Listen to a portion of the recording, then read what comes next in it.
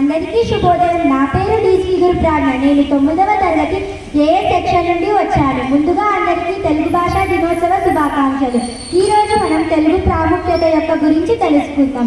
మన మాతృభాష ఏదైనా అది తల్లితో సమానం. మనం తల్లిని ఎంత గౌరవిస్తామో మన మాతృభాషను కూడా అంతే గౌరవించాలి. అది తెలుగు కావచ్చు, హిందీ కావచ్చు, ఇంగ్లీష్ కావచ్చు. ఎవరి భాష వారికైతే గొప్పది. మనం తెలుగు భాష తక్కువ అని అనుకోకూడదు. తెలుగు భాషకు చాలా చరిత్ర ఉంది. అందులో ఎందరో రచనలు, కవులు, రచయితలు పద్యాలు, గద్యాలు ఎన్నో రచనలు చేశారు. తెలుగు భాష గొప్పతనం తెలియాలంటే తెలుగులోనే మాట్లాడాలి. గొప్పవాళ్ళు రాసిన రచనలు, పద్యాలు, గద్యాలు, గేయాలు, గీతలు, కథలు, కవితలు, ఇంకా ఎన్నో హాస్య రచనలు చదవాలి. మన భాషలో మహాభారతం, రామాయణం, భాగవతం, దశావతారం ఇలా ఎన్నో ఉన్నాయి. వీటిని చదవకుండా ఉండకూడదు.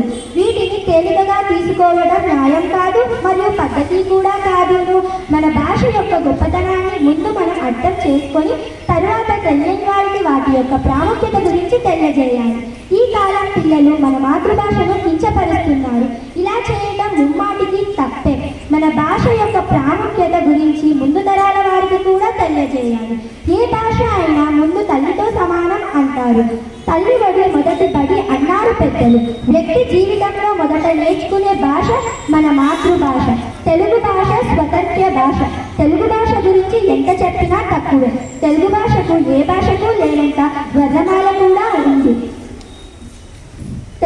తెలుగు రాష్ట్రం మరియు తెలంగాణ రాష్ట్రంలో అధికారిక భాష మన తెలుగు భాష. దేశ భాషలందు తెలుగు లెస్స అన్నారు శ్రీకృష్ణదేవరాయలు. శ్రీకృష్ణదేవరాయల మాటలు నిజం చేస్తూ మన తెలుగు భాష యొక్క గొప్పతనాన్ని తెలియజేశారు బిడుగు రామోజీ గారు. కాబట్టి ఆయన అడుగుజాడే వెలిగిద్దాం. తెలుగు భాష యొక్క గొప్పతనాన్ని గణనీయంగా వెలిగిద్దాం. నాటికి నేటికి, మాటికి బాటికి, నోటికి మాతృభాష ఒక్కటే.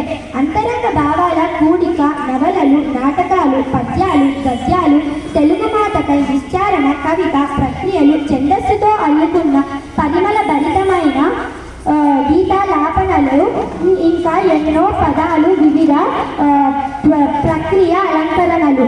మన తెలుగు భాషలో ఎంతో చరిత్ర ఉంది.